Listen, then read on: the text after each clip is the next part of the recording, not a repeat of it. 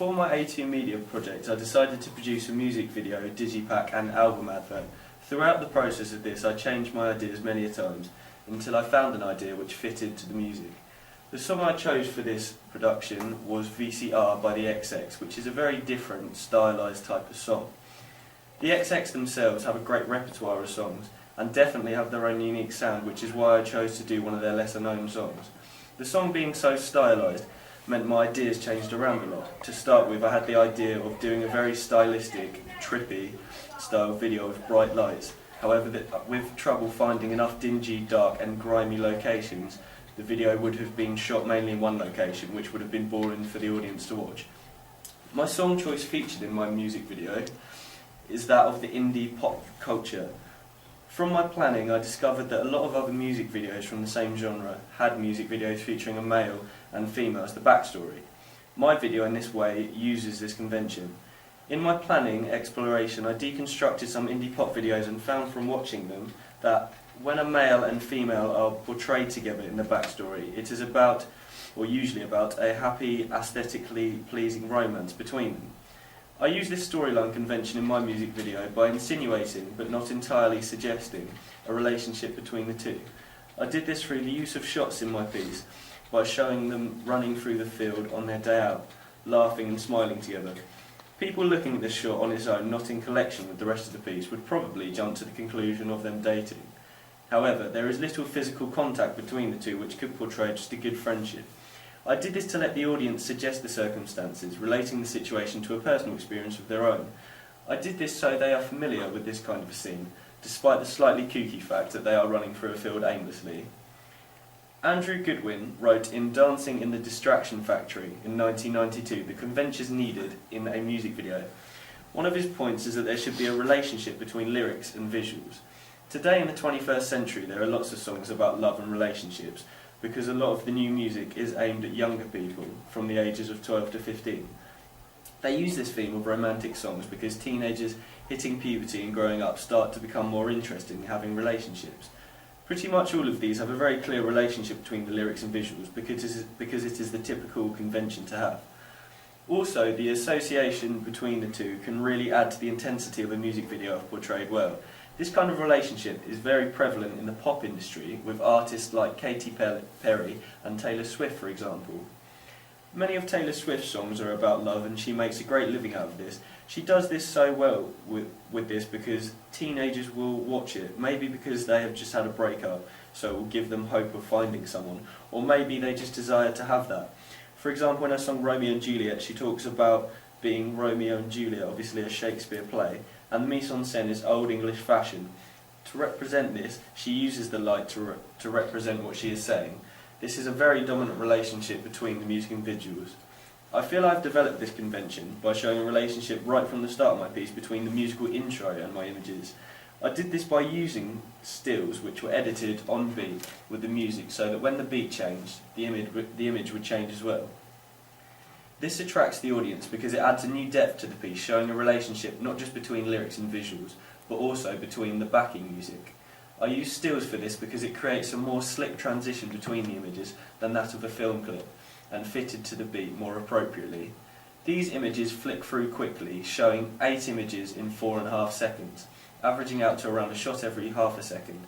This speed captures the audience's attention straight from the start because they have to stay focused, otherwise they will miss an image. The main motivation for me doing this was because I didn't want the audience to see in full lighting the female artist until she said the first lyric. This was my way of creating tension and making them wonder what she looks like by trying to piece together the pictures of the parts of her body they see in this montage. I then carried on developing this idea further of a relationship between musical interlude and images on screen by taking it to the next level. I decided to try and do a film version of this, matching the beats to a video clip, because then the clip would be moving and I thought I could get a stylised concept in here to match this type of song. I came up with the idea to have it slightly disorientating, fast paced and showing bright lights flickering on cue with the beats. As you will see from this little example.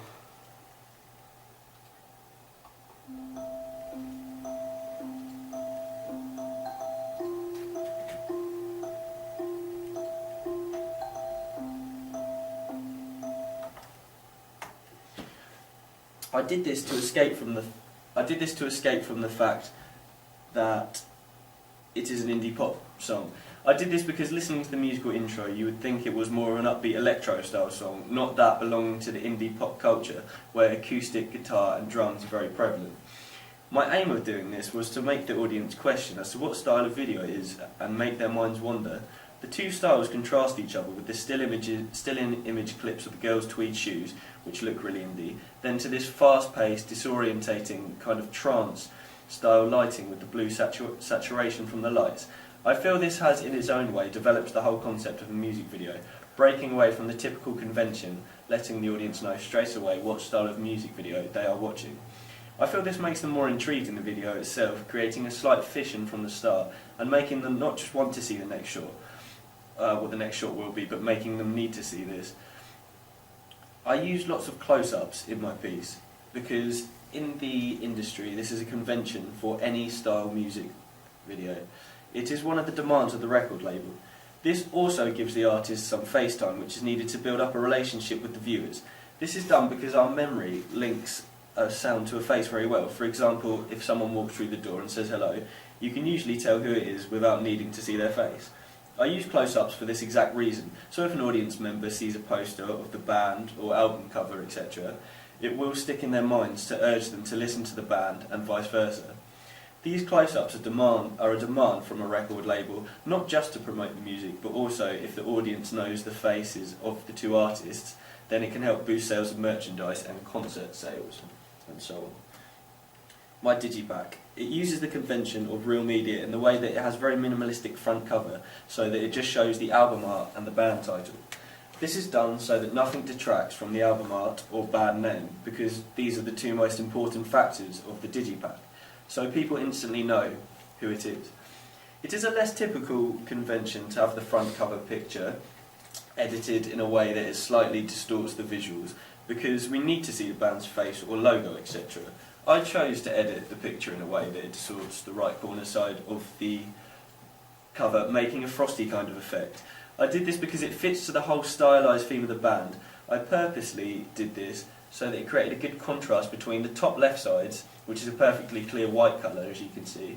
By doing this, I have developed the convention of using editing filter effects on a front cover, with a typical convention of either using filters spanning across the whole cover or no filters at all. I think by doing this I have helped aid the intriguing nature my band portrays.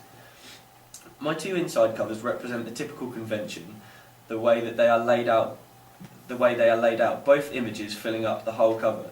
This is done to add some originality to the piece and show off the artist's unique style. Obviously, the more fashionable and slick, the more effective for my target audience between the ages of 17 to 20. At this age, fashion and image is a great factor in the everyday lives of the older teenagers. Many teenagers not leaving the house without doing their hair or makeup, for example. I created these two images to be as original and fit to the indie genre as possible, and I feel they fit to the genre the most out of the rest of my digipack. This was done to target this audience and for them to appreciate the style of the artists. This, in turn, in the real media industry, could help boost sales massively, because the music people listen to is a strong social element of their daily lives, and word of mouth is the most powerful resource in any kind of media industry, but especially in the music industry. My original influence for the cartoon sketch kind of style of my two inside covers was from Sonic Youth's debut album called Goo. It was released in 1993. Sonic Youth are an American alternative rock band, and this cartoon has a grungy, almost pop art style to it, and was one of the first of its kind. This more refined style has been adapted to many different other cartoon-based albums, like the work of the Gorillaz. Even their music video features cartoon characters as the singers and instrument players within. I decided to try and develop this more stylistic convention by not just having it in a cartoon, but having it as almost a midway between a cartoon and between a real-life photo.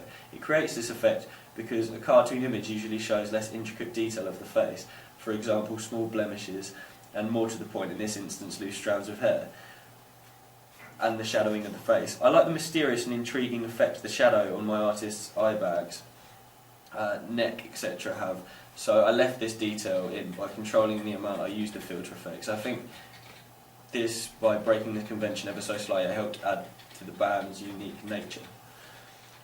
For my album advert, I followed the typical page orientation convention, having it in the portrait style. I did this because it is easier to fit all the information on, especially as my advert only has small amounts of information on it. This wouldn't have fitted so well if it was landscape orientation. By having it as a portrait layout, this makes it easier for fans of the band that collect adverts maybe to put them on their wall, meaning that they can layer this with the others and it would be more symmetrical. I made the decision to make the convention of having the picture for the album advert spread across the whole page, then writing layered on top of this image.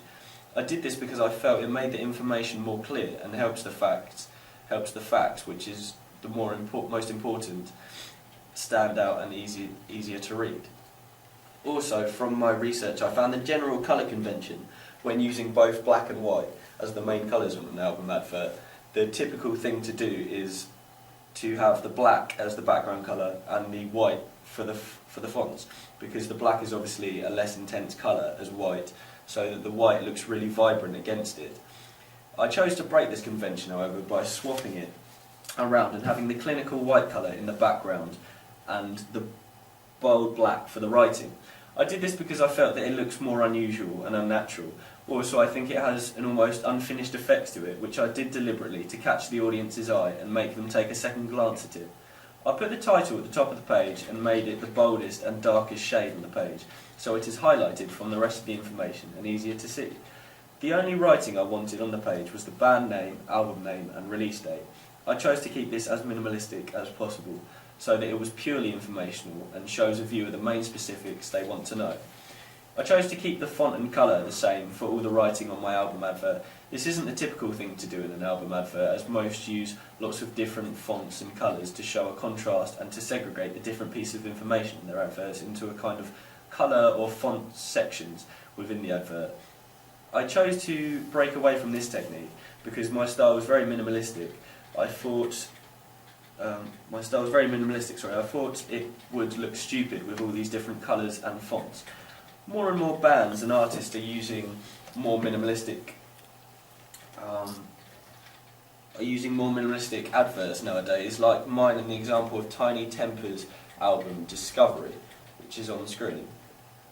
I think this is becoming a more recognised convention of new media products because a lot of the places where album adverts are put, for example, bus shelters, train billboards and posters in shops, people are walking past quickly while getting on with their daily endeavours and just giving a glance at the advert for a few seconds. So the less information on the page, the more they can digest, and I think in this instance, less is more. I put the logos of two very well-known stores in the bottom two adverts where you can buy the album from.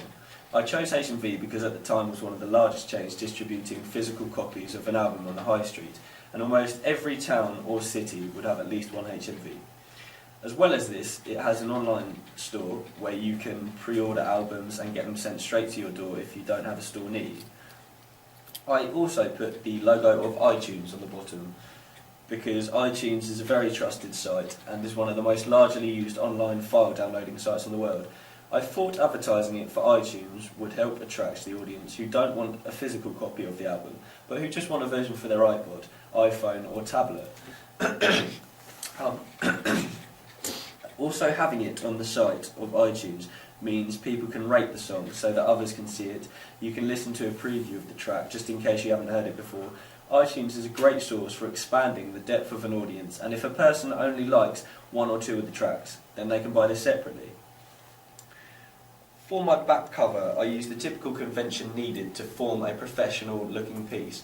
I put a copyright information section placed in small font on the bottom as a legal disclaimer, stating that the material on the CD is the rightful property of the artist and or record label.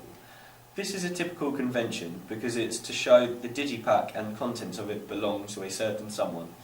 I put the record label on the record label logo on the right of this information to show who the band is signed with.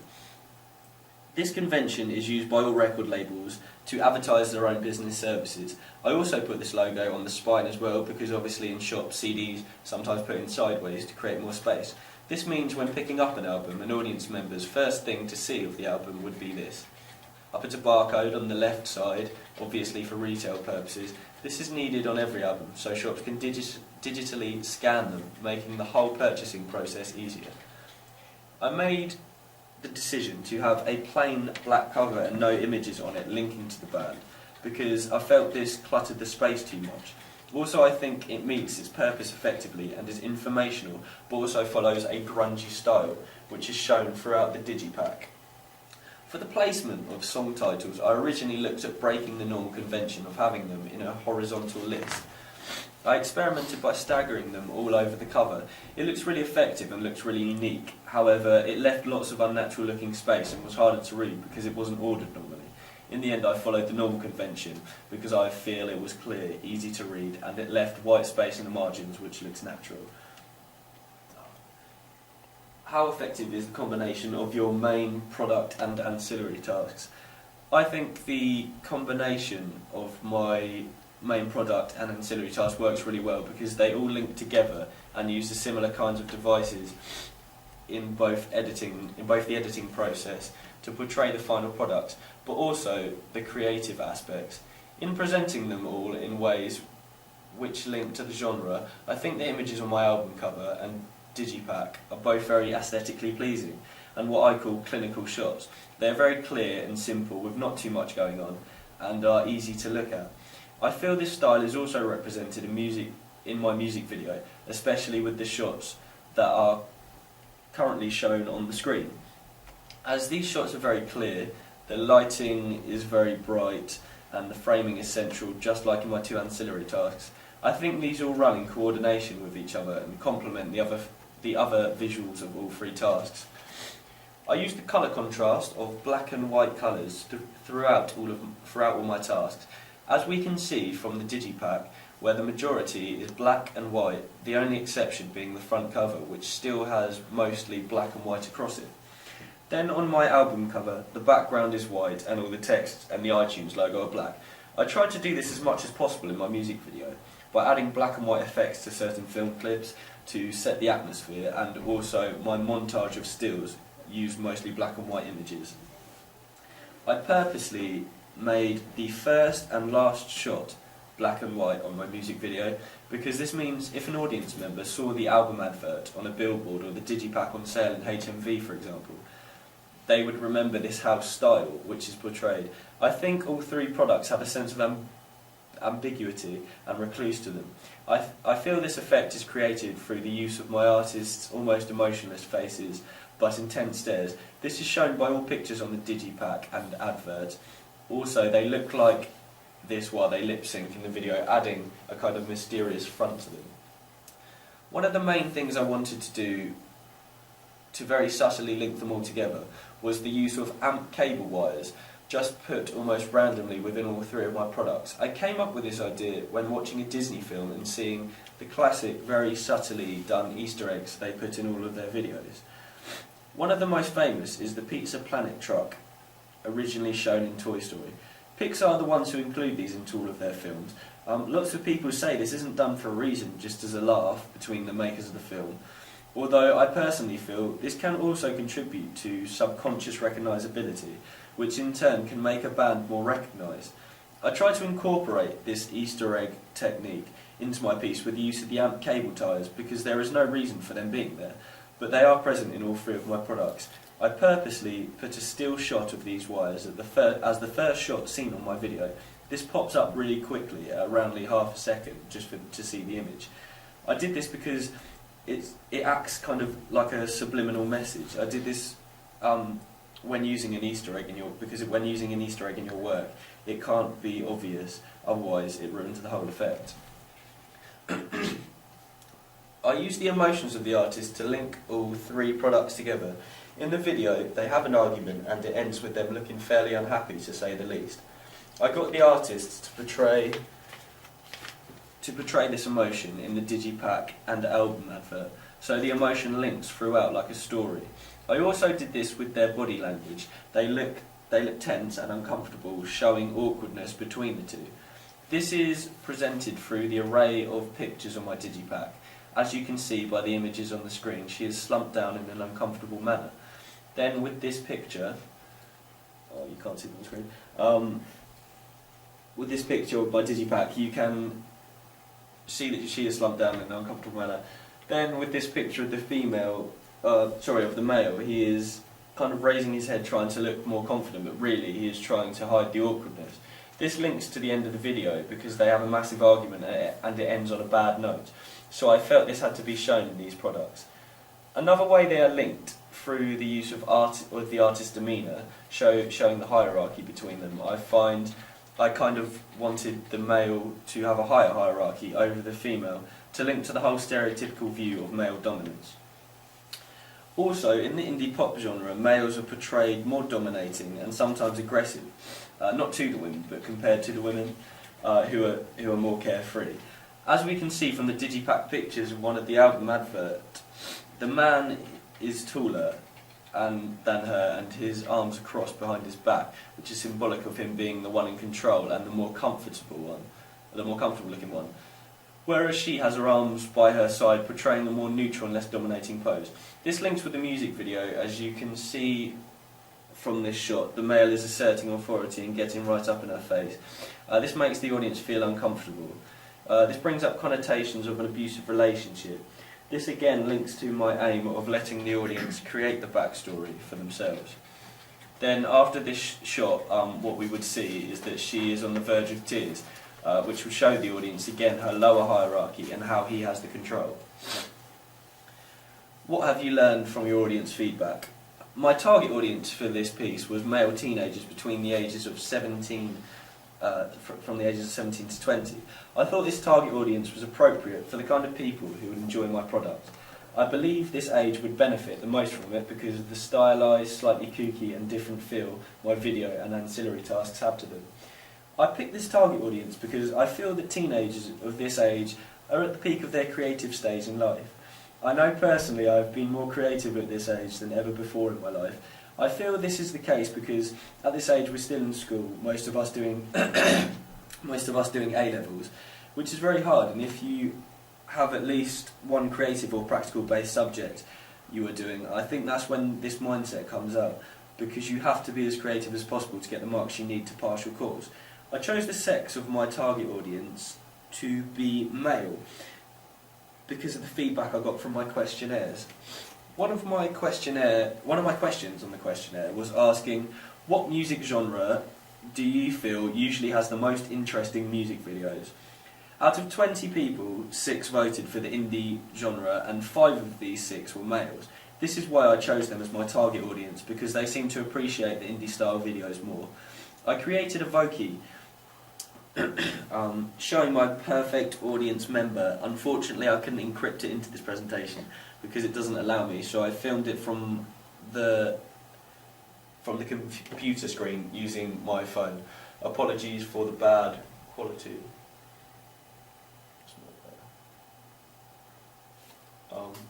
And this is my Voki. Hi, my name is Johnny. I am 18 years old and studying A-levels at college. I enjoy hanging out with mates at the pool club because it is a good, chilled out atmosphere, where I can get a nice cheap pint. I shop at Topman stores and also buy clothes from the Republic online store. I listen to indie style music, usually indie pop because it has a happy vibe to it. I enjoy college and work hard while I'm there, although I find it hard to motivate myself to do independent study.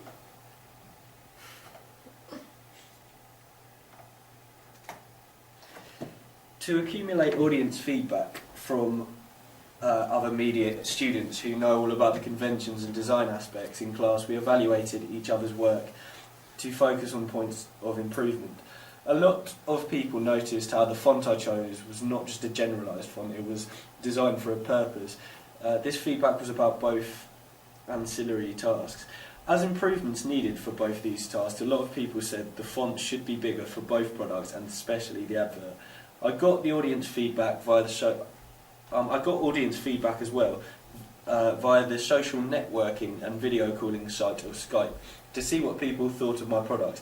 Here is a more detailed account of the feedback gained through one of my Skype calls. The person featured in the video is an ex-media student. I wanted to get his feedback because he is very good at the subject and has made online sites and blogs etc. in the past, so he knows a lot about the media industry in general.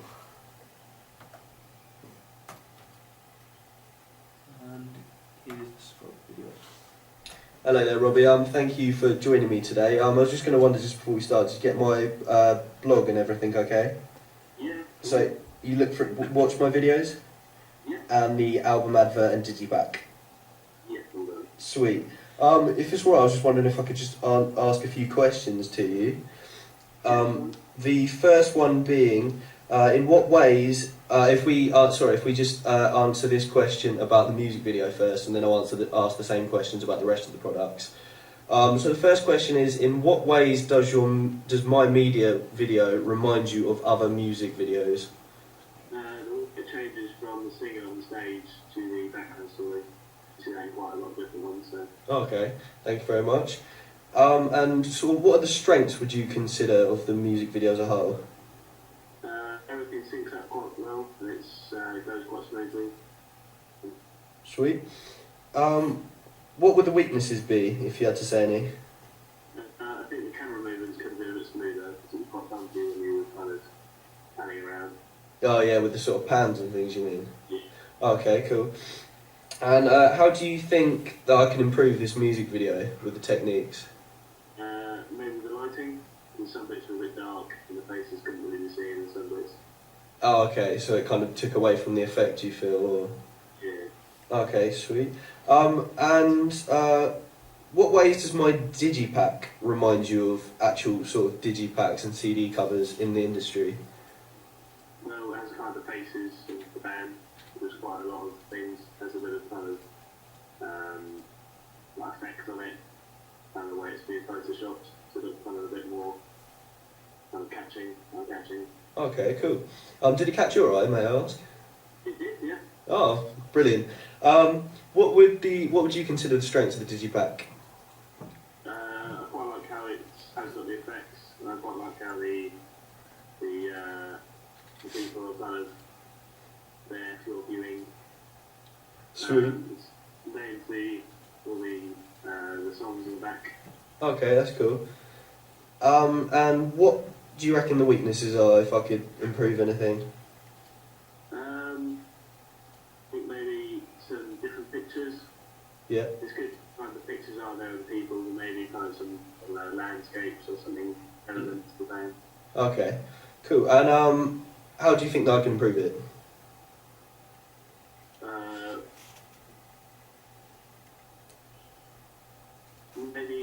Maybe just kind of try some different things. Because I know you have the kind of the gold grey kind of colour going on there, but maybe try some other things. Okay, cool. Thank you very much.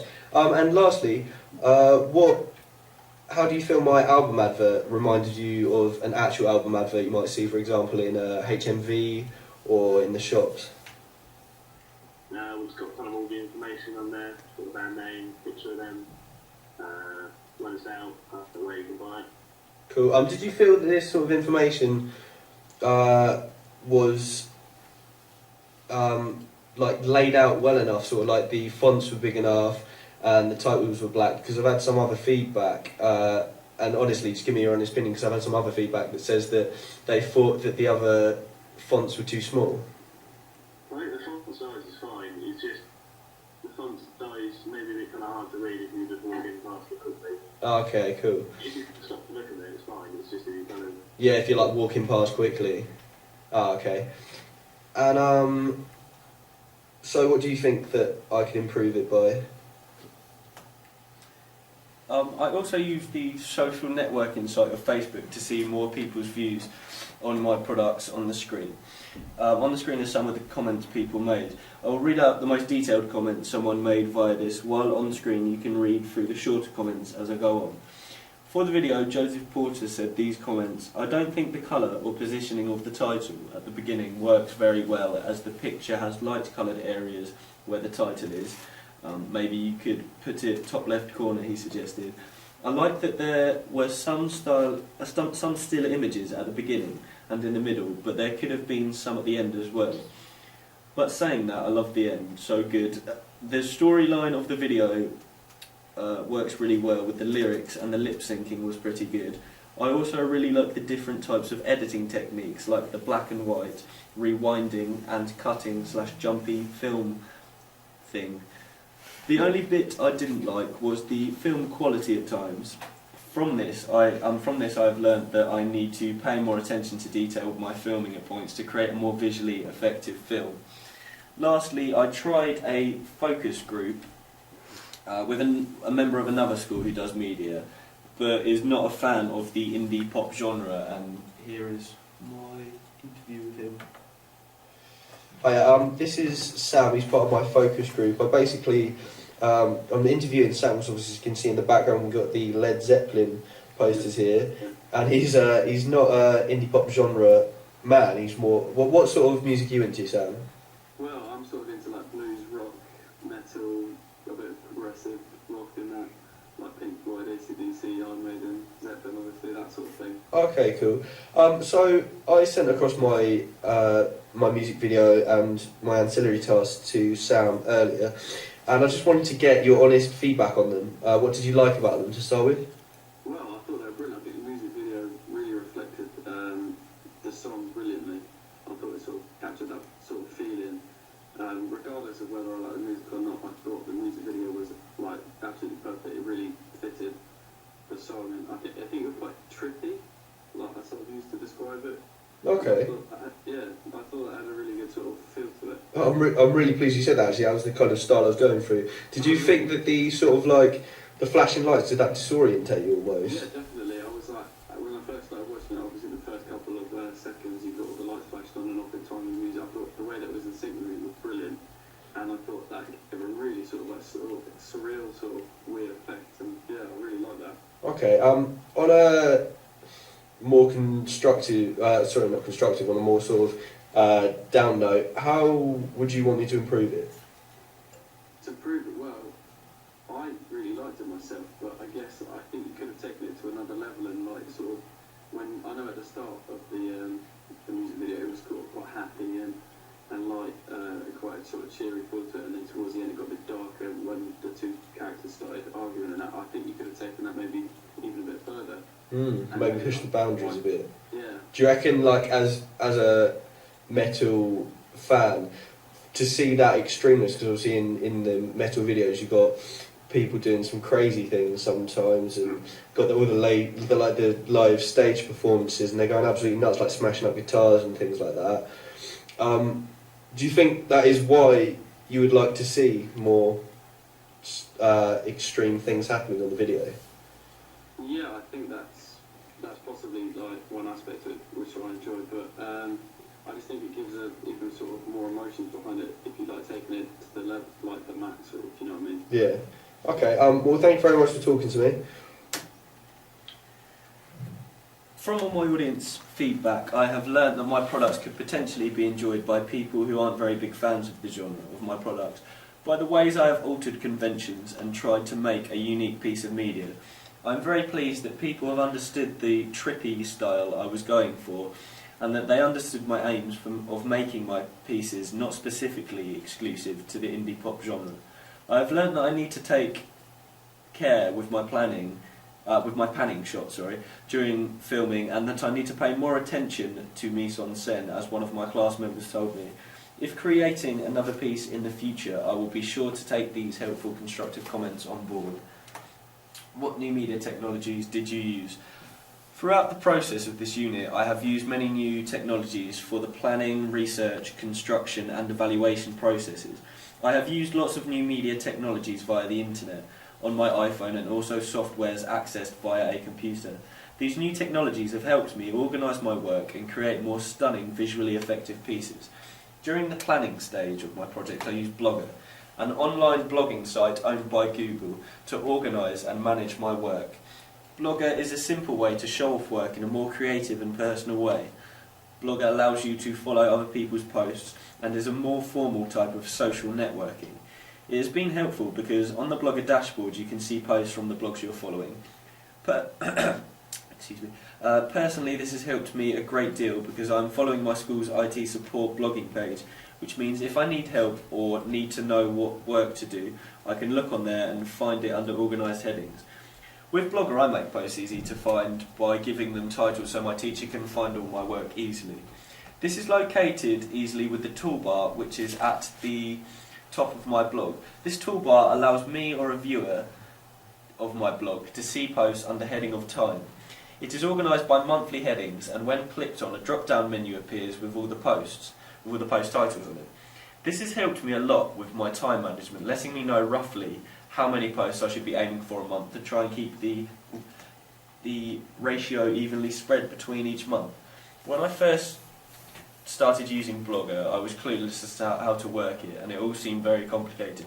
However, another great thing about this new technology is that it has a startup wizard showing you simply how to make your blog, which in fact I have enjoyed a lot more than last year when all we had was a giant folder to cram all our loose pieces of work into.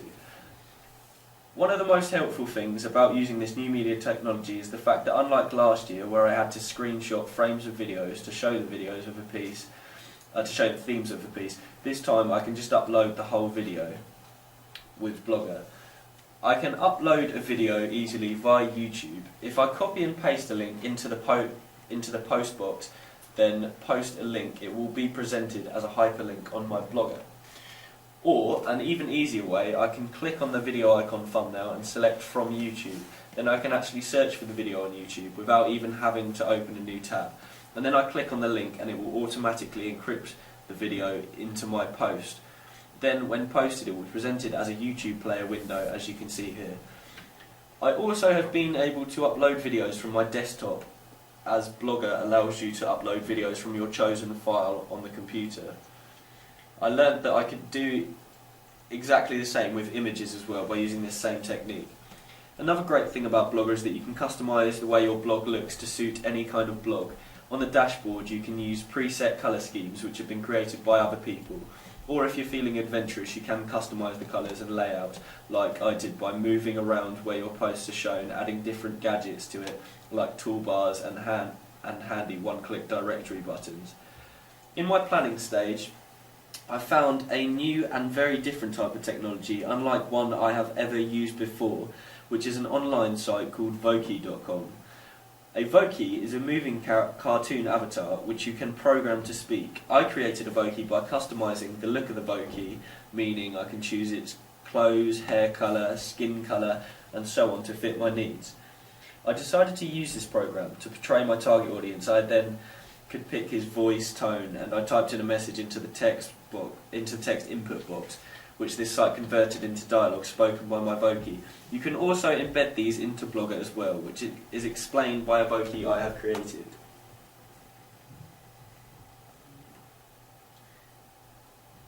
Here's my Voki. Hey, my name is Paul. I am an IT nerd all the way from America. I'm here to briefly tell you how to embed a Voki onto your blog through HTML coding. It's simple. When your Voki is made, you will be presented with an embed code. Copy and paste this into the Blogger HTML code slot. Now when posted, it will automatically appear as a player on your blog. The next new media I learned about was SlideShare, which is a site where you can present information into a very professional looking slideshow. I used this for my planning. When I had the task to present my audience feedback results, I made this all on Microsoft PowerPoint and used graphs, bar charts and pie charts to show this along with text explaining the results. SlideShare is one of the simplest but most effective technologies I've come across. All you have to do is upload your PowerPoint to the SlideShare site and it automatically, at the click of a button, converts it to a SlideShare slideshow. I then embedded this onto my blog using HTML coding once again. Right at the start of the planning process, we had an animation workshop at my school which was led by Mark Charlton, an animator who has created creative and very unique pieces for upcoming singer-songwriter called Passenger. In this workshop we focused slightly on pixelation, which is caused by displaying a bitmap or a section of a bitmap at such a large size that you can actually see the individual pixels. We then focused a lot more on stop motion animation. To do this we used a camera linked to a laptop which had a stop motion program running on it. The program is actually very simple, where you click a button on the computer which takes a picture from the camera. these instantly are transferred to the stop animation programs library, so you can organise the pictures. You pick a frame speed, which for us was 8 frames a second, because this is the perfect speed so that it doesn't look disjointed. Our group made this video, which is all about, which uses simple stop motion technique, but as we found it was very hard to master. For the research section of our project, I used many different search engines such as Bing and Ask Jeeves. Although these were good, they didn't have the best results and weren't the fastest. I primarily chose to use Google because I think it is the best search engine, and also Google Chrome, which is a faster version of this, which slightly different settings and layout. I tended to use Google while researching on the computer and Google Chrome on my smartphone device. Alta Vista was once one of the most popular search engines and was owned by Yahoo, but lost its ground due to the rise of Google, which shows just how powerful these new media search engines are. The main search engine I used was YouTube, which is also one of the largest search engines on the web, used to look for videos. I personally used it to research and find different music videos for influential purposes and to use for my deconstructions. For one of my blog posts, I needed to create a survey and tried the online survey creator called SurveyMonkey, where you can use lots of design templates to create your survey with.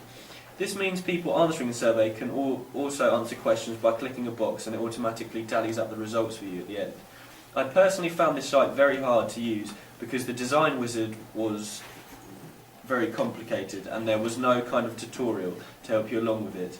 Also, it was a very tedious way to create the survey and just generally too time consuming for my needs. Instead, I used Microsoft Office Word application to create this because it was far simpler. Another easier way to get the audience feedback was the social networking site of Facebook. I used this new media site for sharing a variety of different music videos, helping for my inspiration to making my own music video. This meant when I watched their videos, I was intrigued by the band, so I researched their album adverts and digipacks. For my deconstructions, I scanned in music magazines to the computer so I could upload them as an image onto my blog. For the print section of my project, I used still cameras to take pictures of the artists for my digipack and album adverts. I then uploaded these to the computer using a USB digital card reader, which transferred the images onto the computer. I then uploaded these to Photoshop to edit and to crop to the size I wanted. I used very minimal editing techniques on Photoshop this time. I mainly used it for cropping and using the auto-adjust functions to auto-adjust the colour, contrast and brightness. I did the majority of my editing on my phone because most of the images I took for the print section were on my iPhone. I used the photo editing app called Snapseed, which I found out about through the Gadget Show on TV, which got 4.5 out of 5G ratings, as they call it. It is also very well known, as I found out by looking at the reviews on the App Store. I used this to add filter effects to my images, which gave them their very unique style. I then used email to send these pictures to myself on my school email so I could get these up on the computer. I also uploaded some photos directly from my phone using a USB cable when I remembered to bring it into school. I used online font site DaFont, which has a wide array of hundreds of very stylized and different fonts on it. I typed my text into the site, which then converted it into my chosen font. I then print screened the page and pasted it into a Word document where I cropped it to size. I downloaded digipack templates as the last part of my new technologies journey in this print section. I copy and pasted my images onto the template to get all the dimensions right.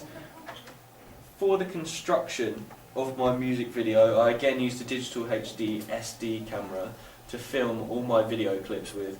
This was a great change from last year when I used a digital VGA camera, and seeing the massive change in quality of film was a great feeling.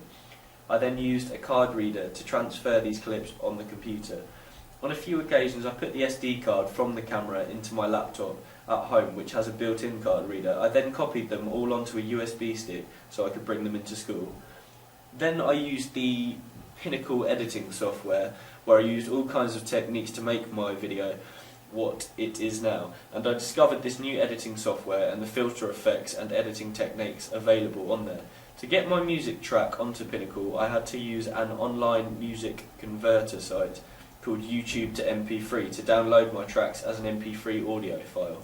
I had to use a memory stick to transfer this clip to the editing suite computers because they don't have internet on them. Lastly, for my evaluation, I used Microsoft Word to create the script I'm reading off, which I printed out via my home wireless printer, which was one of the last new technologies I have used in this process. And then I used the online virtual canvas. I experimented with using the online personal canvas presentation software of Prezi, and it helps you all with this really sort of intuitive design which is exclusive to Prezi. It's like a flow chart and you click on it and it all moves dynamically. But I chose to do it on PowerPoint this time because it was a lot more easier to structure and you can put in film clips and it's easier to upload images too. Thank you very much for watching.